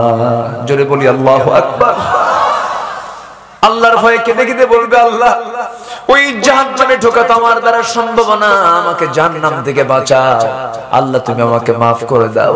যে সমস্ত বান্দাগুলো আল্লাহর ভয়ে চোখের পানি ফেলে ফেলে যায় নামাজ ভিজায় ফেলে, আল্লাহ বলেন ওই বান্দাকে মাফ করে দাও, আমি আল্লাহ আমার ওয়াজিব হয়ে যাই। জোরে কোন সুবহানাল্লাহ। মাফ চাইবো কার কাছে? ক্ষমা চাইবো কার কাছে? চোখের পানি ফেলে ফেলে কাঁদবো কার কাছে? আল্লাহর কাছে। হারে সাহাবীরা দুনিয়াকে প্রাধান্য দেন নাই, দুনিয়াকে বিক্রি করে দিয়েছেন, আখিরাতের কাছে নয়। হ্যাঁ, আখিরাতের কাছেই তারা দুনিয়াকে বিক্রি করে দিয়েছেন, আখিরাতটা তারা কিনে নিয়েছেন, দুনিয়া তারা বিক্রি করে ফেলেছেন। একটা ছোট্ট ইতিহাস মনে পড়ে গেল, শুনবেন নাকি? আগ্রহ আছে তো? ওইদিকে ওমরে ফারুকের জীবনের একটা অংশ কিন্তু বাদ পড়ে আছে। আছে? মনে আছে? মনে আছে? আমার বন্ধুগণ, কি ছিল তাদের সোনালী জীবন? মক্কা এবং মদিনার ঠিক মাঝখান বরাবর বাড়ি। একজন ব্যক্তি, একজন সাহাবী ইসলাম কবুল করেছেন, ছোটবেলায় বাপকে হারিয়েছেন, এতিম হয়ে চাচার কাছে মানুষ হয়েছেন। সেই সাহাবী ইসলাম কবুল করলেন। চাচা এসে বলল, ভাতিজা শুনলাম কি জানো? এবার ভাতিজা বলছে, আপনি শুনবেন কেন? দেখেন লা ইলাহা ইল্লাল্লাহ। এই আচরণ দেখে চাচা বলে ফেললো, তুই কি জানিস তোর সমস্ত সম্পদ আমি জোর করে দখল করে নেব? কে চাচা, জোর করে দখল করার দরকার নাই, আমি আপোষে সব দিয়ে দিলাম, ঈমান আমার বড়। যেরকম সুবহানাল্লাহ। গায়ের জামাটাও খুলে নিয়েছে, জোর করে মারধর করে লুঙ্গিটা পর্যন্ত খুলে নিয়ে তাকে উলঙ্গ করে ঘর থেকে বের করে দিয়েছে, তাও খুশি তিনি। দরজার কাছে গিয়ে বলে, মা দরজা খুলো, তবে আমাকে দেখো না, আমাকে ছোট্ট একটা কাপড় দিয়ে দাও, সতরটা ঢেকে ফেলবো, নবীর দরবারে চলে যাচ্ছি। ঈমান বিক্রি করি নাই, দুনিয়া বিক্রি আমার হয়ে গেছে। যেরকম সুবহানাল্লাহ। দুনিয়া বিক্রি হয়ে গেছে কিন্তু ঈমান বিক্রি হয়নি। ছুটে চললেন নবীর পানে। প্রচন্ড শীতকাল, ঠান্ডার সময় খালি গায়ে কোনো মতো সতরটা থেকে চলে গেছেন মদিনার মসজিদের পাশে নবীর কবর, নবীর হুজরাখানার সামনে গিয়ে দাঁড়ায়ছেন। দরজায় নক করেছেন, দরজা খোলা মাত্র রাসূল দেখলেন কে যেন সামনে দাঁড়ানো, গায়ে কাপড় চোপড় নাই, নগ্ন দেহ। ভিতরে ঢুকলেন। আমার নবজি তার নিজের পরনের 2টা জুব্বা, নিজের গায়ের দেওয়ার 2টা জুব্বা আস্তে করে হাতের মধ্যে নিয়ে বললেন, যুবক এই যে জুব্বাখানা তুমি পড়ো। জুব্বাটা পরার পরে তিনি বলেন, কি হয়েছে, ঘটনা কি? চাচা আমাকে বস্ত্রহীন করে বাড়ি থেকে বের করে দিয়েছে। রাসূল মুস্কি হাসি মেরে বললেন, তোমার চাচা তোমাকে কাপড় ছাড়া শূন্য দেহে পাঠিয়ে দিয়েছে, আর বিশ্ব নবী তার গায়ের জুব্বা তোমাকে হাদিয়া দিয়েছে, যাও। জোরে কই সুবহানাল্লাহ। খুব খুশি সাহাবী। এবার রাসূল বলছেন, ও সাহাবী তুমি কিছু বলতে চাও নাকি? এবার তিনি বলছেন, ইয়া রাসূলুল্লাহ, আমার বলার কি, আপনি আমার জন্য একটু দোয়া করবেন, আপনি আমার জন্য খাস করে দোয়া করবেন। আমার রাসূল করলেন কি, হাত দুটো উঁচু করে আকাশের দিকে তাকায় বলছে, আল্লাহ তাআলা আমার আব্দুল্লাহর জান মাল তুমি কাফের বেঈমানদের জন্য হারাম করে দাও। মনটা খারাপ হয়ে গেছে, হুজুর দোয়া চাইলাম কি, আপনি দোয়া করলেন কি? কি হয়েছে তোমার হুজুর? আমি তো শহীদ হতে পারবো না, কাফের বেঈমানদের জন্য আমি হারাম হয়ে গেছে, আমাকে মারতে পারবে না, ওরা আমাকে শেষ করতে পারবে না। এবার রাসূল বলছেন, তোমার যদি জিহাদের তামান্না থাকে, ওয়াইম্মা তাআলা ফিরাশি, আল্লাহ রাব্বুল আলামিন তোমাকে শহীদের দরজা বিছনায় মূল্য দিয়ে দিবেন। জোরে বলেন সুবহানাল্লাহ। আমার নবীজি ওই সাহাবীকে পাঠিয়ে দিলেন, সাহাবে কেরামদের মধ্যে সময় কাটান। মদিনা থেকে যুদ্ধের ডাক চলে এসেছে, যুদ্ধের ময়দানেও তিনি চলে গেলেন। যুদ্ধ শেষ হলো, যুদ্ধ থেকে ফেরার পথে হঠাৎ করে মদিনা আসার পথে তিনি অসুস্থ হয়ে পড়লেন। নবীকে জানানো হলো, রাসূল বললেন, আমার প্রিয় সাহাবী তার সর্বোচ্চ সেবাটুকুন করো। সর্বশেষ 3 দিন পরে আবার জানানো হলো, হুজুর আমরা তাকে বাঁচাতে পারলাম না, আব্দুল্লাহ দুনিয়া থেকে বিদায় নিয়েছে। রাসূল বলেন, গোসল করাও, কাফনের কাপড় পরাও, আমার আব্দুল্লাহর জানাজা কেউ পড়াবে না, আমার আব্দুল্লাহর জানাজা আমি রাসূল নিজে তার দায়িত্ব গ্রহণ করলাম। রাসূল জানাজা পড়ায় দিলেন। জানাজা শেষ করার পরে রাসূল বলছেন, সাহাবীরা রে, আমার আব্দুল্লাহর কবরটা কোথায় খনন করেছো? ওই যে 2 পাহাড়ের ঠিক মাঝখানে। রাসূল বলছেন, সাহাবীরা, আমার আব্দুল্লাহর লাশটা কেউ কবরে রাখতে পারবে না, আমার আব্দুল্লাহর কবরটাতে আব্দুল্লাহর লাশ আমি রাসূল নিজের হাতে শোয়ায় দেব, নিজের হাতে রাখবো, আমাকে নিয়ে চলো। রাসূল নিজে চলে গেলেন। যাওয়ার পরে কবরের সামনে দাঁড়ালেন, কবরে মাটিতে নামলেন। মাটিতে নেমে বলছে, আবু বকর আমার ডানে আসো, ওমর আমার বামে আসো। কবরের মধ্যে নেমেছেন কয়জন? 3 জন নেমেছেন, পৃথিবীর 3 জন সেরা মানুষ নেমেছেন। মাঝখানে রাসূল হাত দুটো আগায় দিয়ে বলছে, সাহাবীরা, আমার আব্দুল্লাহর লাশটা আমার হাতে দাও রে। এই আমার আব্দুল্লাহ দুনিয়া বেঁচে ঈমানটা রক্ষা করেছে, এই আব্দুল্লাহ দুনিয়ার সব মায়া ছেড়ে দিয়া আমার মায়া ধরেছে, আল্লাহর মায়া ধরেছে, আব্দুল্লাহকে আমার হাতে তুলে দাও। আব্দুল্লাহর লাশটা হাতের মধ্যে নিলেন, বললেন, আবু বকর মাথা ধরো, ওমর পা ধরো। কবরে শোয়া দিলেন। শোয়া দিয়া বুকের উপর হাত রেখে বলছে, আরশের মালিক আল্লাহ, আমার আব্দুল্লাহর উপরে এই সময় পর্যন্ত আমি সন্তুষ্ট আছি, আমি তুমি আব্দুল্লাহকে maaf করে দাও। পাশে থেকে একজন সাহাবী সাদ বিন আবি ওয়াক্কাস রাদিয়াল্লাহু তাআলা চিৎকার মেরে বলছে, আরে আমার পোড়া কপাল রে, আজকে জীবিত সাদ বিন আবি ওয়াক্কাস না হয়ে যদি মৃত সাদ বিন আবি ওয়াক্কাস হয়ে যদি ওই কবরের বাসিন্দা হতে পারতাম, জীবনটা ধন্য হতো। দুনিয়ার সবচেয়ে সেরা 3 জন মানুষ যার কবরে নামে, জোরে বলেন সুবহানাল্লাহ। আল্লাহু আকবার বলেন। জীবনটাকে রঙিন করব ঈমান দিয়ে, জোরে বলি ইনশাআল্লাহ, জোরে বলি ইনশাআল্লাহ। কাঁদবো কার ভয়ে? কাঁদবো কার ভয়ে? আল্লাহ রাব্বুল আলামিন বলেন, ওয়া ইয়াখিরুনা লিল আযকানি ইয়াবকুনা ওয়া ইয়াজিদুহুম খুশুআ। জোরে বলুন আল্লাহু আকবার। নাম্বার 6 হলো মুমিনরা একে অপরের প্রতি বিনয়ের বাহু প্রসারিত করবে। اخفض جناحك لمن اتبعك من المؤمنين। জোরে বলুন আল্লাহু আকবার। পরস্পরে আমরা শত্রু হব না বন্ধু হব? বলেন, শত্রু হব না বন্ধু হব? বন্ধু হব। মুমিনরা শান্তি প্রতিষ্ঠাকারী হবে না অশান্তি প্রতিষ্ঠাকারী হবে? শান্তি প্রতিষ্ঠাকারী হবে।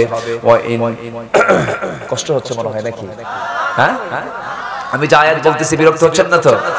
হ্যাঁ জি, আলহামদুলিল্লাহ। বিগত 16 বছর আয়াত বিহীন কিছু বক্তা বের হইছে, ঠিক কিনা বলেন? মঞ্চে উঠে নাচানাচি করতো আর ভেসকি কেটে কেটে আলেমদের বিরুদ্ধে কথা বলতো। আল্লামা সৈয়দ কামালউদ্দিন জাফরির মতো ব্যক্তিকে নিয়ে বাজে কথা বলেছে। ওই যে ব্রাহ্মণবাড়ি আখাউড়ার কি জানে নাম, ওই যে আছে না, খালি ডিজে গান টান গাইতো, ওই যে কি, হ্যাঁ, বদমাইশ এগুলো।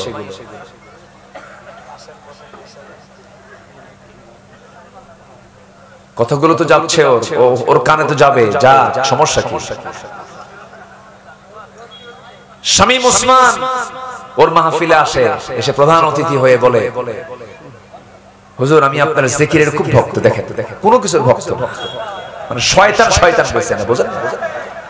আমি আপনার জিকিরের খুব ভক্ত, আমি এখন চলে যাচ্ছি, আপনি আপনার ওই টানটা মারবেন জিকিরের, ওই টান শুনতে শুনতে যেন আমি বাড়ি পাই, টান যেন বন্ধ না হয়। এই হচ্ছে এদের তবিয়তগুলো। নাম্বার 8, মুমিনরা একে অপরের দোষ ধরবে, আস্তে করে দোষ অন্বেষণ করবে না, দোষটাকে আড়াল করবে। আল্লাহু আকবার বলে। জি হ্যাঁ কি এই কথাগুলো বলার দরকার আছে নাকি বলেন? হ্যাঁ, আল্লাহ রাব্বুল আলামিন বলেন, ইয়া আইয়ুহাল্লাযীনা আমানু ইজতানিবু কাসীরাম মিনায-যন্নি ইন্না বা'দায-যন্নি ইসমুন ওয়া লা তাজাসসু ওয়া লা ইয়াগতাব বা'দুকুম বা'দা আইয়ুহিব্বু আহাদুকুম আন ইয়াকুলা লাহমা আখিহি মাইতান ফাকারিহতুমুহু ওয়াত্তাকুল্লাহ ইন্নাল্লাহা তাওয়াবুর রহিম। জোরে বলুন আল্লাহু আকবার। গীবত করতে যেও না, চগলখড়ি করো না, দাম হয়ে গেছে দামের উপরে দাম দিও না। আবার জমি বিক্রি করে বায়না করেছো, দলিলটা হয় নাই, বায়নার টাকাও নিয়েছো, আরেকজন শতক প্রতি 20,000 টাকা করে বেশি বলেছে, বায়না উল্টায় ফেলতেছো। এটা মনে হয় শৈল কোপায় নাই, আসতে বলবেন না, আছে না নাই আছে। এগুলো করা যাবে না। বনের সম্পত্তি মেরে খাওয়া ভাই মনে হয় এলাকায় নাই, আসতে বলবেন না, আছে না নাই। বনের সম্পত্তি কেমনে মেরে খায় দেখেন। বনের সম্পত্তি ভাইয়ের সমান পাবে না, তবে অর্ধেক পেয়ে যাবে। কিন্তু রাস্তার ধারের জমির দাম একসময় ছিল কম, বিলের সিলের জমির দাম ছিল বেশি, ধানের জমির দাম ছিল বেশি, কিন্তু এখন রাস্তার ধারে দাম বেশি না, ধানি জমির দাম বেশি রাস্তার ধারে। ভাইরা করে কি, সব জমিগুলো রাস্তার ধারে সবগুলো দলিল করে নিয়ে বন্ধের অংশ ফেলায় দেয় বিলের ভিতরে, যেন কোনোদিন বিক্রিও না হয়, কেউ কিনতে না যায়, শেষমেশ যেন বাধ্য হয় ভাইয়ের কাছে দিতে। তুমি কৌশল করতেছো, কেউ না বুঝলেও বোঝার পিছনে একজন আছেন, তিনি আমার কে। বন্ধের সঙ্গে কথা পর্যন্ত বলো না, কথা বললেই তো জমি দিতে হবে, বের করে দিতে হবে। মাঝে মাঝে আবার দাওয়াত দেয়, দাওয়াত দিয়ে নিয়ে এসে বাড়িতে বসায়া নাটোরের কাঁচাগোল্লা, বগুড়ার দই, টাঙ্গাইলের চমচম, কুমিল্লার রসমালাই, যশোরের খই, এই সমস্ত সবগুলো এক জায়গায় করে পাশে বসায়া বোনকে সুন্দর করে ওয়াজ শোনায় দেয়। ভাই তার বোনকে বলছে, বোন একটা ওয়াজ করে কি, অংশ নিলে কিন্তু ধ্বংস হয়। দেখছেন কি ওয়াজটা দিল, আছে না নাই? এই সমস্ত আচরণ যারা করবে, এগুলো ইমানদারের আচরণ নয়, এগুলো বাদ দিতে হবে, স্ট্রেট ফরওয়ার্ড হয়ে যেতে হবে। ইমানদার কখনো কাউকে ঠকাতে পারে না, আমানতের খেয়ানত করতে পারে না। আমার বন্ধুগণ, পরস্পর দোষারোপ করবে না, দোষ অন্বেষণ করবে না। নাম্বার 9 হলো অসহায় অভাবী যারা, তাদের পাশে দাঁড়াবে, অসহায় যারা তাদের পাশে দাঁড়াবে। ওয়ায়ুতঈমুনাত তুআমা আলা হুব্বিহি মিসকিনান ওয়া ইয়াতীমান ওয়া আসীরা। জোরে বলুন আল্লাহু আকবার। নাম্বার 10 হলো সৎকর্মী এবং তাকওয়া যারা, তাকওয়ায় তারা পরস্পরকে সাহায্য করবে। সৎকর্ম এবং তাকওয়ার কাজে পরস্পরকে সাহায্য করতে হবে। আল্লাহ রাব্বুল আলামিন বলছেন, ওয়া তাআওয়ানু আলাল বিররি ওয়াত তাকওয়া ওয়া লা তাআওয়ানু আলাল ইসমি ওয়াল উদওয়ান। জোরে বলুন আল্লাহু আকবার। এরপর আল্লাহ রাব্বুল আলামিন নাম্বার 11 বলেছেন, আত্মীয়ের হক যারা আদায় করবে, এগুলো সবচেয়ে বড় গুণগত দিক। নিজের বোনের খবর রাখে না, ভাইয়ের খবর রাখে না, ধর্ম ভাই বানায়, ধর্ম মা বানায়, ধর্ম বোন বানায়, আছে না নাই বলে? আচ্ছা, এগুলো হালাল না হারাম? বলেন হালাল না হারাম? হারাম। নাম্বার 12 হলো মানুষের সাথে সুন্দর কথা বলবে, ওয়াকুলু লিন-নাসি হুসনা। নাম্বার 13 হলো জমিনে নম্রভাবে চলবে, বিনয়ী হয়ে চলবে। ক্ষমতার মসনদ পেয়ে ভাববে না আমি বিশাল বড় কিছু হয়ে গেছে। খেলে থানায় ফোন মারতো, কিসে ফোন মারতো বলেন? খেলে থানায় ফোন মারতো, কি ফোন কি দেব, পুলিশ কি পাঠাবো, এগুলো কি করছে কি করে নাই বলেন? আল্লাহ রাব্বুল আলামিন বলছেন না, ঈমানদাররা এগুলো করবে না। ওয়া ইবাদুর রাহমানিল্লাযীনা ইয়ামশুনা আলাল আরদি হাওনা ওয়া ইযা খাতাবাহুমুল জাহিলুনা ক্বালু সালামা। নাম্বার 14 এবং 15, যারা দুঃসময়ে আল্লাহর পথে ব্যয় করবে। নাম্বার 15, যারা রাগকে নিয়ন্ত্রণ করবে। আল্লাহ রাব্বুল আলামিন এই সমস্ত মুহসিন বান্দাদেরকে দারুণ ভালোবাসেন। আর ভালোবাসেন যাকে জাহান্নাম দিবেন না জান্নাত দিবেন। বলেন বলেন, জাহান্নাম না জান্নাত?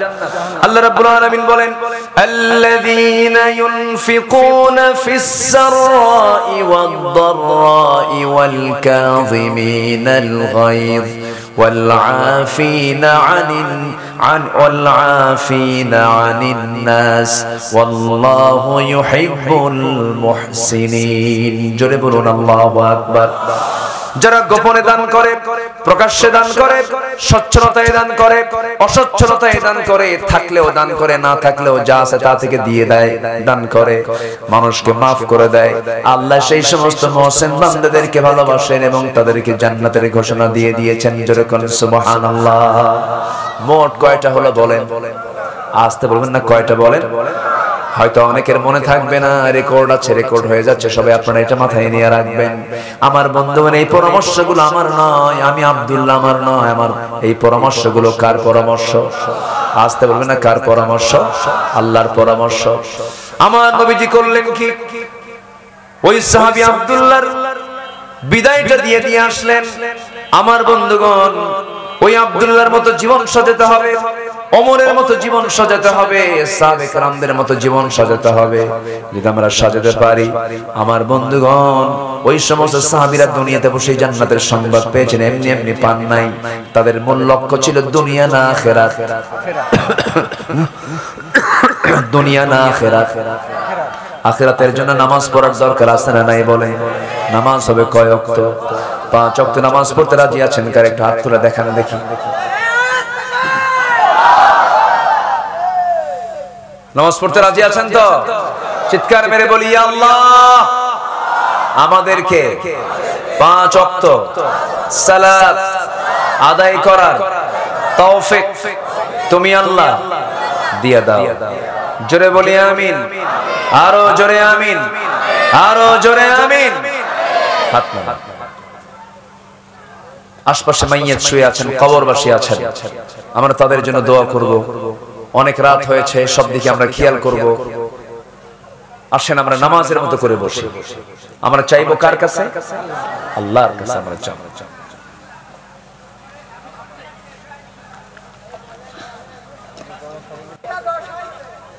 হ্যাঁ, এত সুন্দর ভাষা আপনাদের, আলহামদুলিল্লাহ। খুব মিষ্টি ভাষা আপনাদের, খুব ভালো লাগে ভাষাগুলো, অনেক সুন্দর, শিরিন, অর্থাৎ সুইট ল্যাঙ্গুয়েজ আপনাদের। বলি আলহামদুলিল্লাহ, খুব ভালো, আলহামদুলিল্লাহ। আল্লাহ আপনাদের ভাষার মধ্যে বরকত দিয়েছেন, আল্লাহ আপনাদের কথার মধ্যে বরকত দিয়ে দেন। কথার মধ্যে বরকত হচ্ছে সত্য কথা যেন আসে মুখ থেকে, আল্লাহ কবুল করুন। জোরে বলি আল্লাহুম্মা আমিন। সম্মানিত ভাইয়েরা, ওমর ফারুক রাদিয়াল্লাহু আনহু, এটা তো বলা হয়েছে, প্রায় হয়েই গেছে। সাইয়েদনা ওমর ফারুক রাদিয়াল্লাহু তাআলা আনহু, বলবো বলবো কি শর্ট করে বলবো না লম্বা করে বলবো? লম্বা করে বলবো, হ্যাঁ শর্ট করে বলবো। শেষে বিচার হয়ে গেল, এই তো শেষ, হয় না? সাইয়েদনা ওমর ফারুক রাদিয়াল্লাহু তাআলা আনহু উনি বললেন, ঠিক আছে বিচার তুমি করো, সমস্যা নাই, কিন্তু একটা কথা বলি, কি নিজের পরিচয় কিন্তু জানেননি উনি, উনি কে একবার উনি বলেন। ওনার তো কোনো দোষ নাই এখানে, কোনো গিল্টি তার মধ্যে নাই। কারণ দেশের যিনি চিফ, আসামিকে ধরার জন্য কি অনুমতি দরকার হয়? তার কোনো দোষ নাই, কিন্তু উনি বুঝেন নাই, ওই মহিলা বুঝতে পারেন। ওমর ফারুক রাদিয়াল্লাহু তাআলা আনহু তিনি বললেন, ঠিক আছে আমি দোষ করেছি, ভালো কথা, কিন্তু তুমি কেন গুনগুন করে গান গাও? এটার মতলব কি? মহিলা বলতেছে আমার স্বামীকে পাওয়ার জন্য আমি গান গাচ্ছিলাম। আচ্ছা ঠিক আছে, আমাকে মাফ করবা না? কেন মাফ করবো না? আচ্ছা তোমার সেই কাঙ্ক্ষিত স্বামীকে যদি আগামীকাল সূর্য উদয়ের আগেই যদি তোমার সামনে হাজির করি, তুমি কি আমার বিরুদ্ধে মামলা দিবা? মুস্কি একখান হাসি মারছে। শাসক তো উনি বোঝেন তো ওর রোগ কোথায়, ওর ব্যথাটা কোন জায়গায়, কোন জায়গায় মেডিসিন দিলে কাজ হবে। কালকে সকাল কেন সন্ধ্যার মধ্যেও যদি আমার স্বামীকে আমার সামনে হাজির করে দিতে পারেন, আপনি বেকসুর খালাস যান। আল্লাহু আকবার বলে নিজের বাড়িতে চলে আসলেন। এসে বউকে বলেন, বউ স্ত্রী একজন স্ত্রী তার স্বামীকে ছাড়া কতদিন পর্যন্ত ধৈর্য ধরে থাকতে পারে? আপনি বোঝেন না? আপনি তো বোঝেন কথাগুলো। এবার স্ত্রী বলছে একটা আয়াত আছে, আল মুতাল্লাকাতু ইয়াতারাব্বাসনা বিআনফুসিহিন্না সালাসাতা কুরু। তালাক প্রাপ্ত নারী অপেক্ষা করবে অন্য পুরুষকে অন্য পুরুষকে স্বামী হিসেবে গ্রহণ করার জন্য কয় মাস পর্যন্ত? 3 মাস। 3 কুরু পর্যন্ত এই 3টা ইদ্দত তাকে পূরণ করতে হবে। এখান থেকে বোঝানো হচ্ছে যে একটা স্ত্রী তার স্বামীকে ছাড়া 3 মাস পর্যন্ত ধৈর্যের পরিচয় দিতে পারে। এক্ষেত্রে স্বামীর অবশ্যই এই বিষয়টা লক্ষ্য করা উচিত।